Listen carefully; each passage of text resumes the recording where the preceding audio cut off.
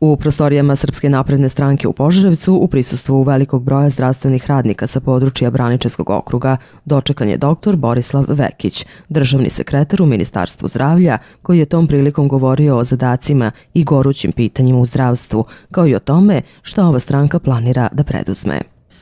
Obilazeći teren, što kažu, širom naše republike, moram priznati da je atmosfera slična ovde i vašoj atmosferi. Izuzetno je povoljna atmosfera, puna energije.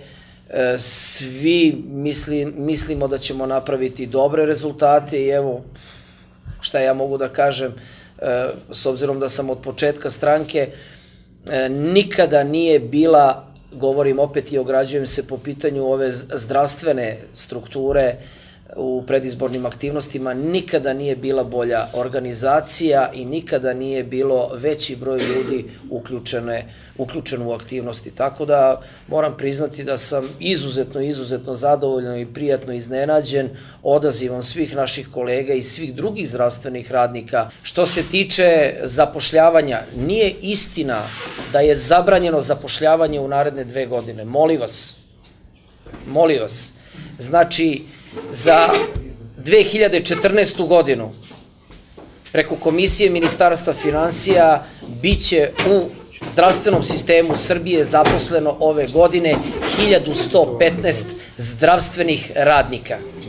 U proteklom periodu Ministarstvo zdravlja je radilo na rešavanju generalnih problema u zdravstvu, ali isto tako radilo i na rešavanju problema ranjivih grupa.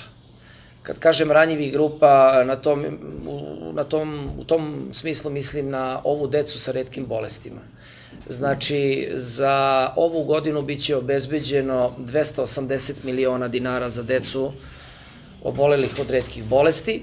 Takođe, odradili smo veliki deo posla oko palijativnih centara. U planu je da do kraja 2014. godine otvorimo 28 palijativnih centara u Srbiji.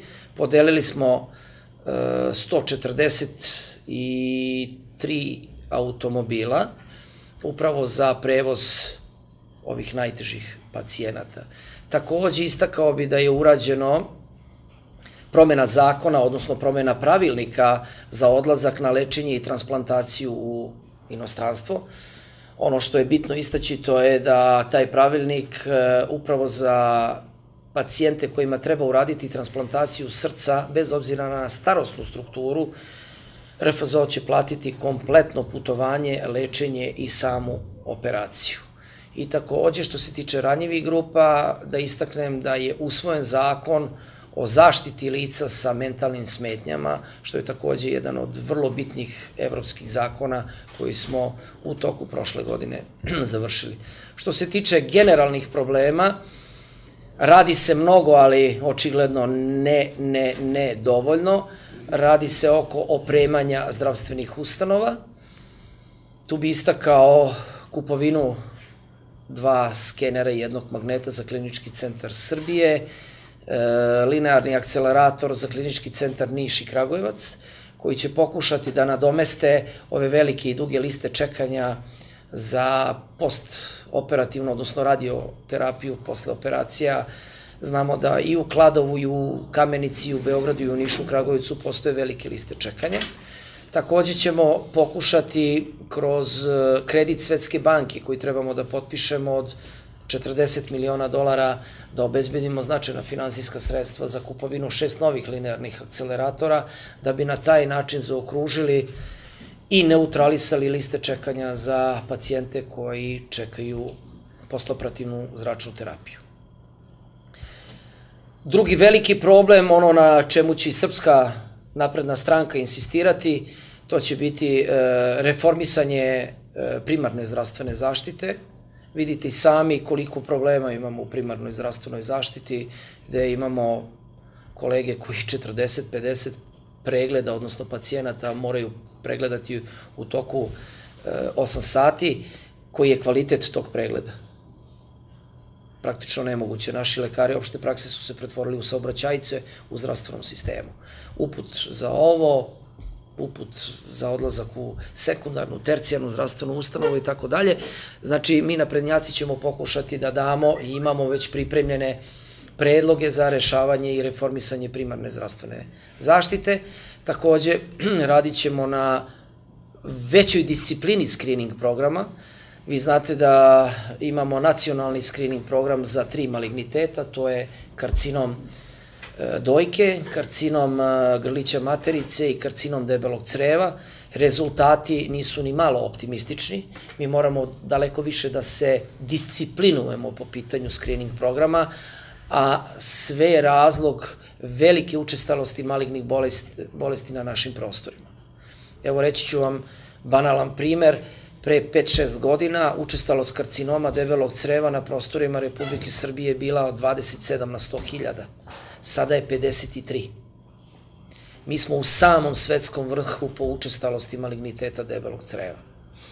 Znači, mnogo ćemo morati raditi na prevenciji kroz primarnu zdravstvenu zaštitu, mnogo ćemo raditi na disciplinovanju screening programa na republičkom nivou. Druga stvar, morat ćemo dosta raditi na transplantacionom programu, koji je takođe, da kažem, dosta dobro krenuo, ali još uvek daleko od idealnog. Borimo se da uđemo u Eurotransplant. Imamo za sad ipak jako mali broj potpisanih donorskih kartica.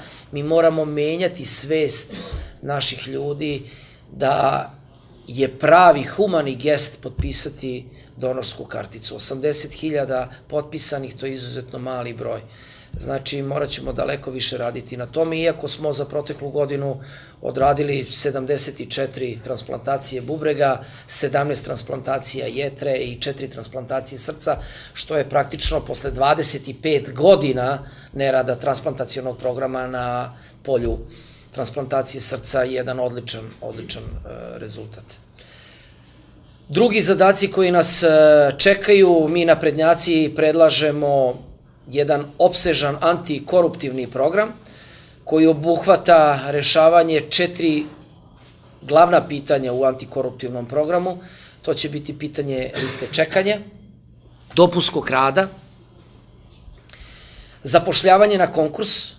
Nećemo više dozvoliti direktorima da direktori imaju odrešene ruke i da direktori zapošljavaju onoga koga oni žele da zapošljavaju. Tu je bilo velike zloupotrebe, da ne kažem dosta manipulacija oko svega toga i kao što znate, krenuli smo sa određenim brojem lekova i medicinskih sredstava u centralne javne nabavke.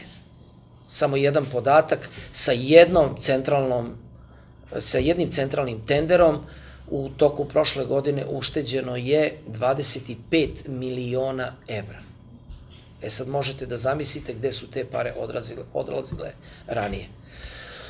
25 miliona evra, to vam je nešto malo manje od 1/4 budžeta Ministarstva zdravlja za 2014. godinu.